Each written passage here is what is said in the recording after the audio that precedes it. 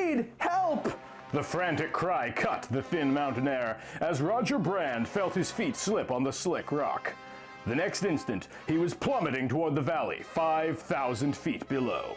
His hands automatically clutched the rope, which burned through them until he was brought up short at the end of the 15 feet that Wade Fulton had allowed as a good distance between climbing partners. Roger expected to see Wade follow him down the abyss, but the rope held, and he began to revolve slowly at his end, and a panorama of the greatest mountains in the world moved across his line of vision. Rocks, glaciers, wild snow-crowned peaks of the Himalayas. A fitting sight for a man's last look at Earth. But all Roger could think of was, why did I let Wade persuade me to come on this crazy junket when I'm not in his class by a mile? Now we'll both be dead, and not even a tough mountain. The young man was amazed at how much his mind could review in perhaps 10 seconds, for just then Wade's tanned, seamy face appeared over the cliff's edge, and his voice floated down. "You all right, Roger? Remember what I told you? Your feet against the rock and climb. Don't leave all the work to me." Then he realized he was already inching up the cliff. Wade was doing his job on the rope. Resolutely, he forced himself to release his grip and reach up to begin the laborious climb. At the same time, his feet sought the cliff face, and he found himself using the techniques his friend had been pounding into him for the past week. It turned out to be easier than he had anticipated, and soon he had pulled his 6 feet of bone and muscle to safety on the ledge. Wade was resting with one hand on his ice axe, which was driven into a rock crevice to take the strain on the rope. "Welcome back to the living," he said. "I guess you think that was a near thing. As near as I want to come." Roger was glad to hear that his voice was steady. "And without you—" "That's what I've been telling you," Wade lectured. "As long as there are two partners who understand each other, you'd have done as well by me, I'm sure." "Don't kid yourself," Roger laughed. "We'd both be down at the bottom." Wade stood up and stuck the axe back in his pack.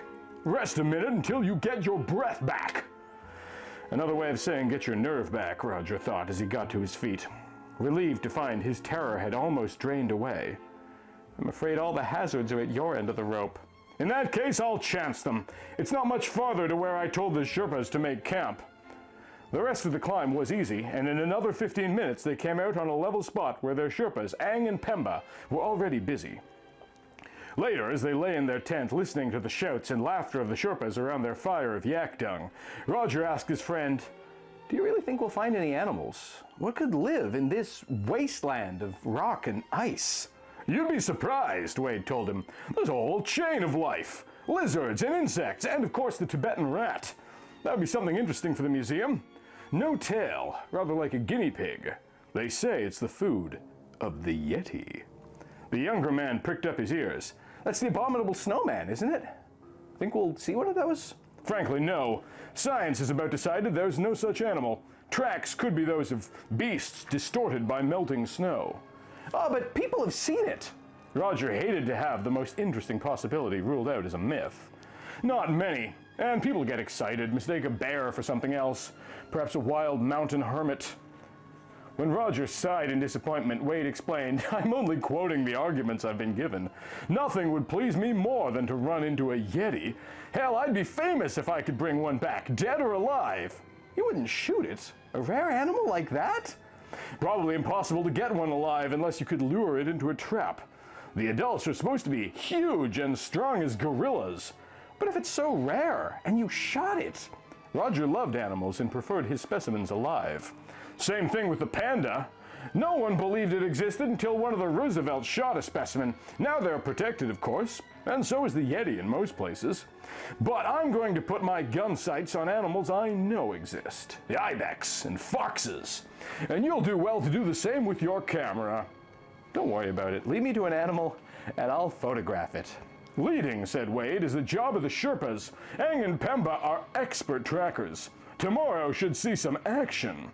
Roger reflected that today had brought plenty of action as far as he was concerned, but the talk had pushed his fear into the back of his mind.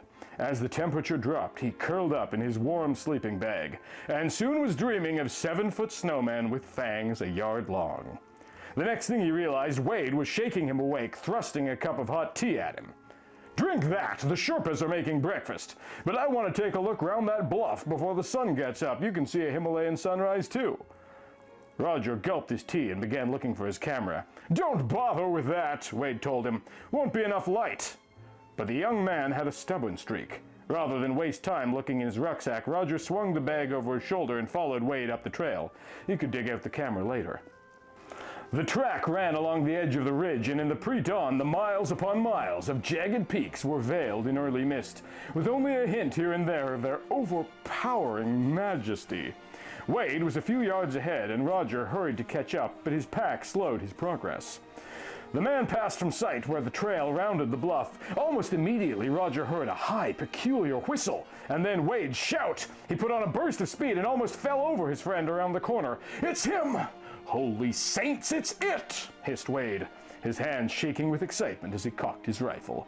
"What?" Roger looked wildly around. They were on a grassy ledge where the trail widened, and scrambling down the slope was a medium-sized animal, hard to identify in the tricky light. "It's a yeti, or I'm a baboon!" cried Wade, raising the rifle. At that moment, the creature stopped and turned to look at them. Perhaps it thought it had run far enough for safety. It straightened up, 4 to 5 feet, Roger guessed, and turned a face to them so human in caricature that he cried out to his friend, "Don't shoot, it may be a man!" "With that hair and face? Well, how about your hermit, or a bear?" "That's no hermit, and if it's a bear, I want it." "But you mustn't shoot it, it's too much like us. Let me get a picture first." And Roger scrabbled in his bag for the camera. Nobody believes a picture these days, too easily faked. "This is my chance to be famous. Just wait 1 moment," Roger pleaded. "Perhaps we can catch it alive." But the strange animal wasn't waiting. On 2 legs, it walked quickly away down the slope. Soon it would be hidden among the rocks. Wade raised his gun. "Sure, Roger, I'd rather have it alive, but we haven't a chance, and a dead specimen's better than none." The younger man put out a restraining hand. Without knowing why, he felt it a crime to shoot the man-like creature. "Please, don't kill it. There must be another way. Don't." The shot rang out, and the animal staggered a few steps, then rolled down the slope. Wade gave an exultant shout. "Got it, by God! A real yeti! The Abominable Snow!" His words were cut short by an ominous rumble that seemed to echo the shot. As though nature were protesting the murder of her child, the ground beneath their feet began to move and slide. "Look out!" yelled Wade. "Avalanche!" He turned to run back to the shelter of the bluff, but before he reached it, he was overtaken by a mass of racing ice and snow. A huge section of the glacier above them had been jarred loose, and now was tearing down the mountain, bearing rocks and bushes along with it, obliterating everything in its path. Roger, too horrified to move, saw Wade struck down by a flying boulder and carried away toward the valley below, and then he himself was falling faster and faster into darkness and oblivion, while a mountain of snow and debris seemed to smother the life out of him. The sun was a bright ray, a searing knife that blinded his eyes. Roger turned his head to escape, as he tried to remember where he was and how he got there. He should be dead, according to all the rules. Wade must be dead. But avalanches are unpredictable. They do weird things. Like leaving him on a pile of rocks when he should be 20 feet under. At that, perhaps, Wade, too. Cautiously, he picked himself up. He was at the bottom of a hole, a couloir, a crevasse. He sought unsuccessfully for the right mountaineering term. Whatever it was, the avalanche had plugged up the exits. He was in a trap. How long had he been here, and what chance of rescue? The sun was directly overhead, so it must be noon, and he had laid unconscious all morning. He limped around his prison, vainly searching for some way to climb out. The walls seemed vertical rock, and above hung the debris of the avalanche. He saw no landmark that could point to their night's camp, where friendly Sherpas might be organizing his rescue. On the off chance that Wade might still be alive, or that the Sherpas could hear him, he began to call, "Wade! Wade! Ang! Pemba! Here I am! Help! Help!" His cries seemed to travel from peak to peak, but only the echoes came back to him. By a perverse fate, he, the incompetent novice, had been spared, while Wade, the expert, had died. He remembered Wade's frantic yell as the hurtling rocks bore down upon him, and one part of him mourned the friend who had taught him the science of the mountains. At the same time, his brain told him that he might be as dead as Wade in a few days. It was only a matter of time. Without help, he'd never get out of this hole. But the mountains were coldly silent to his cries. Or were they? Suddenly, quite near, he heard a squeak, a whistle, and a rattle of brush. And there, in the farthest corner of his prison, behind a pile of rock and broken bushes, was the animal that had started it all. Roger stared in disbelief, and the creature stared back with anxious, frightened eyes. Its reddish-brown hair was covered with dirt and sand, and the shoulder was streaked with blood where Wade's bullet had hit. Its neck was non-existent, giving the shoulders a hunched appearance, and the head had an odd pointed shape sloping backward from the forehead. Its half-seen feet hinted at the man-like structure indicated by the famous footprints. Was this how the ancient Neanderthal had appeared? Or some other early cousin of man, now extinct save in this one inhospitable niche? It was holding its hurt arm with the other hand and furtively trying to lick the wound, but the spot remained beyond its reach. Roger judged the animal had been knocked out much as he had been, and that his shouting had aroused it. Well, the Yeti was a famous climber of mountains. Perhaps it could find a way out. And where it went, Roger would follow. He began to walk slowly toward it. It whistled in alarm and peered fearfully from side to side, but there was no escape from Roger in this small arena. And suddenly it bared its teeth with a hissing sound. The man stopped. Without doubt, he could overpower the creature if he tried, but it was wounded and frightened and as shaken up as himself. If there was any possibility of its climbing out of this trap, it would never do so in its present condition. Roger wished he could do something about its shoulder. He himself had suffered numerous cuts and abrasions that could benefit from first aid. He began to search for the pack he'd been carrying when the avalanche hit. To his great joy, he spotted a corner protruding from a pile of rubble, and soon had dug it out. The camera, of course, was a total wreck. But emergency rations were there, his ice axe, and most important, the first aid kit. He spread it out, band-aids, antiseptics. He selected a roll of gauze, some scissors, and the sulfa powder, and approached the animal again. Once more he was met by snarls and hisses. He could see that his ministrations weren't going to be welcomed, so he sat down and attended to himself. Squatting by the open kit, he applied sulfa and band-aids to his worst cuts. As he finished, he looked up and found the Yeti watching him. Roger began to talk to it quietly. "That's how it's done, partner. Nothing to it. Can't possibly hurt." But at the sound of his voice, the animal shrank back against its pile of rubble and peered at him with frightened eyes. Okay, so you don't want to take advantage of the miracles of modern medicine. His monologue to the Yeti was really an attempt to buoy his own morale, and as he repacked the first aid kit, he reflected that the best medium for making friends with an animal is food. He emptied his rucksack and looked over his meager rations. A small packet of biscuit, 1 can of jam, and 3 of sardines, dates, and chocolate. He ought to ration himself, he realized, but for how many days? Was it better to eat as little as possible while his strength drained away? Or to eat well now and use the energy in an all-out effort to escape?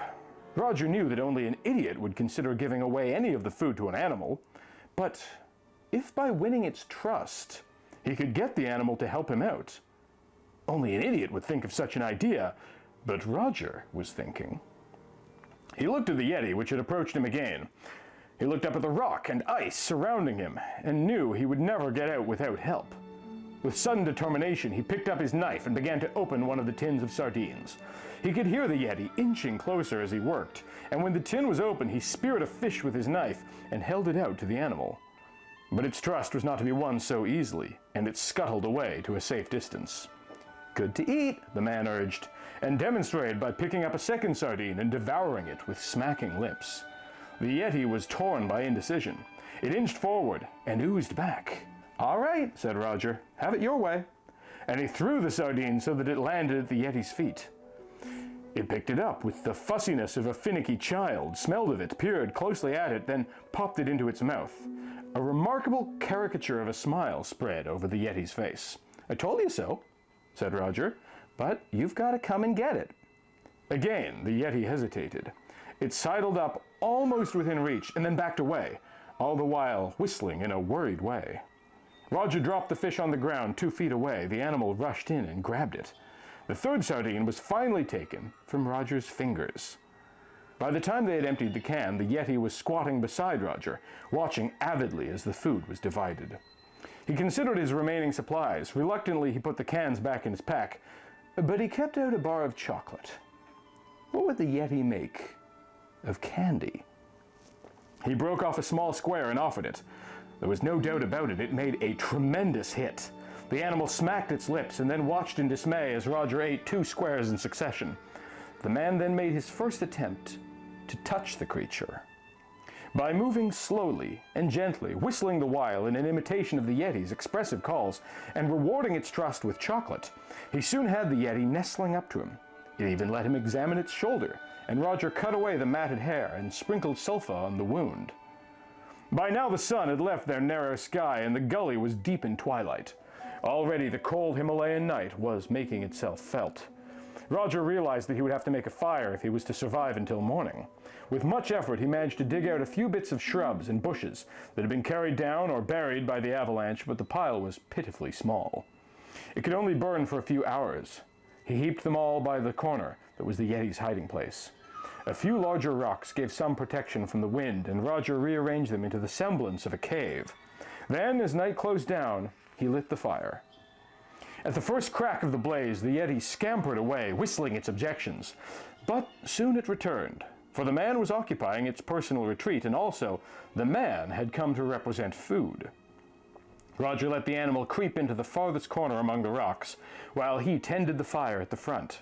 He had filled his pan with ice from the glacial debris, and soon had melted it to water over the fire.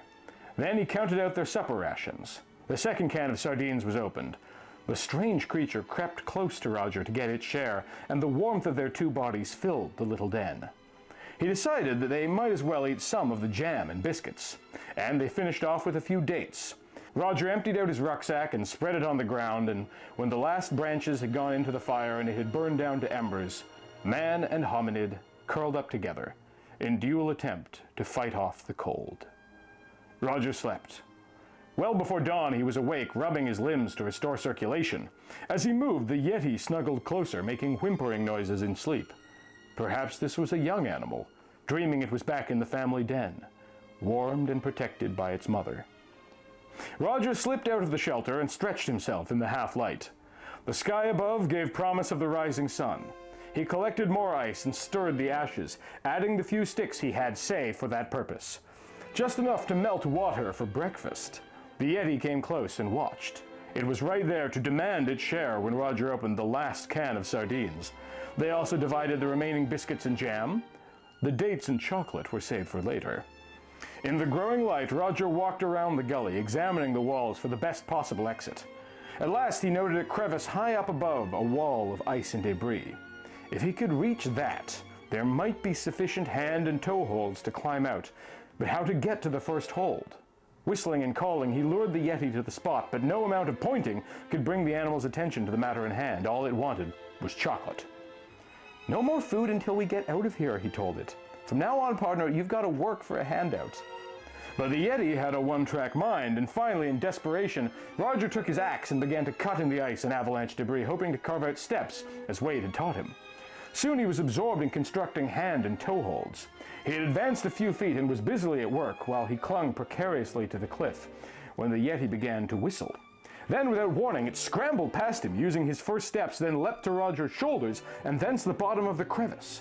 With a shower of little stones and excited squeaks, it disappeared among the rocks and bushes in the fissure, leaving Roger to wipe the dirt from his eyes and stare in amazement. "Well, I'll be damned," he exclaimed. "That's the payoff. The beast gets out and I'm left right here. Showed me the way, all right, for a Yeti." But before he had time to deplore stupidity, there was more scrabbling in the bushes, and the Yeti's brown face peered out at him.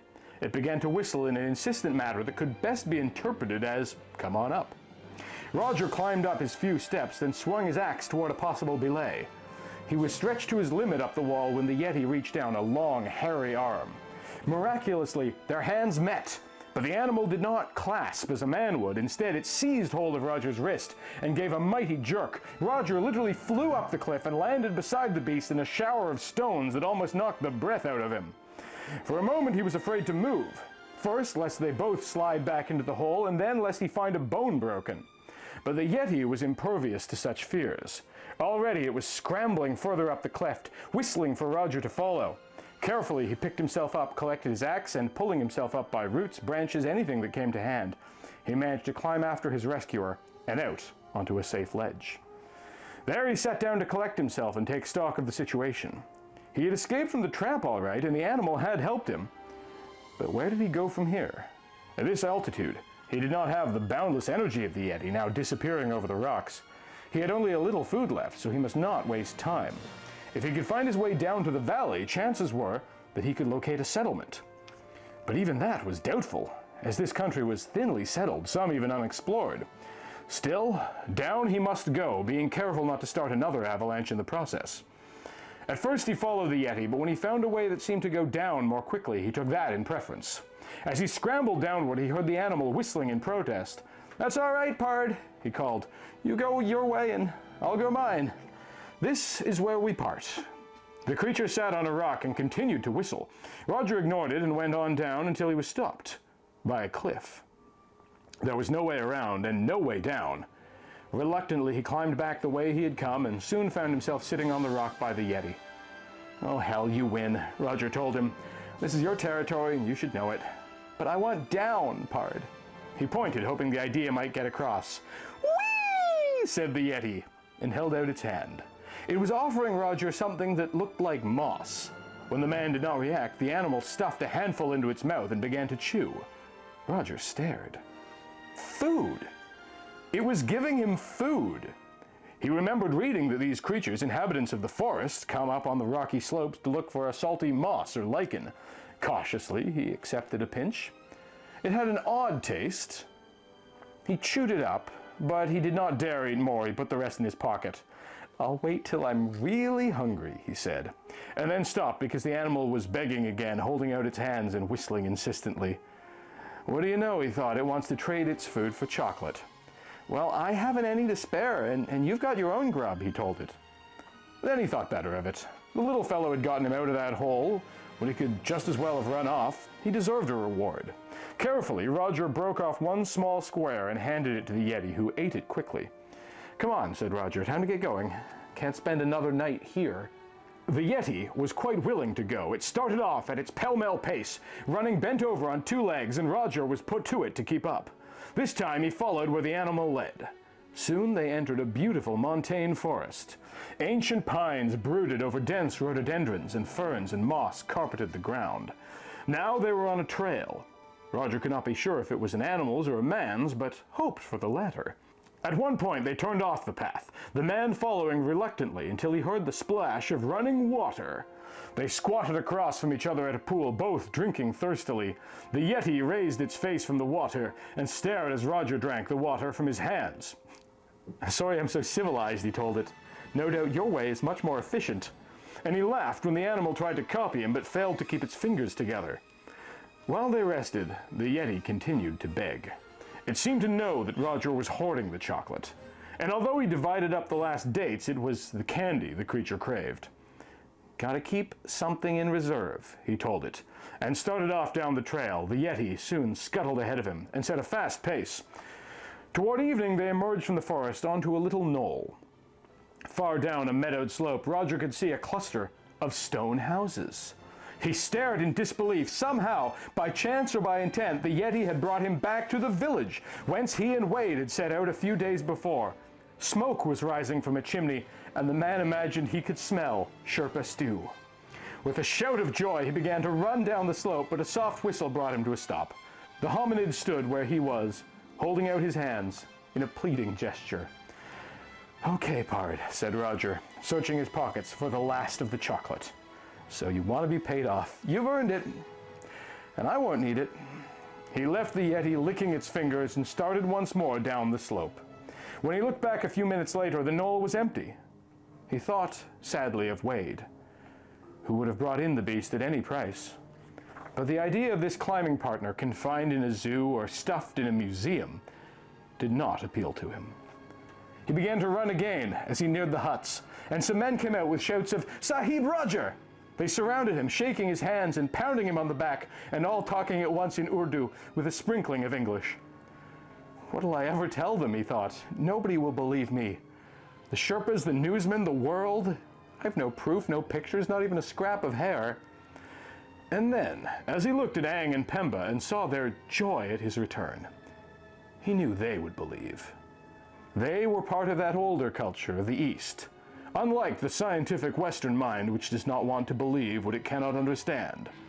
As he followed them back to the good food and warm shelter, he told them, if you meet a Yeti that's crazy about chocolate, be good to him.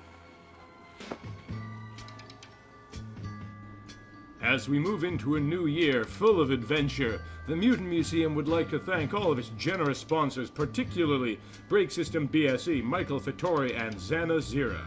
Thank you all for joining us, and thanks for being you.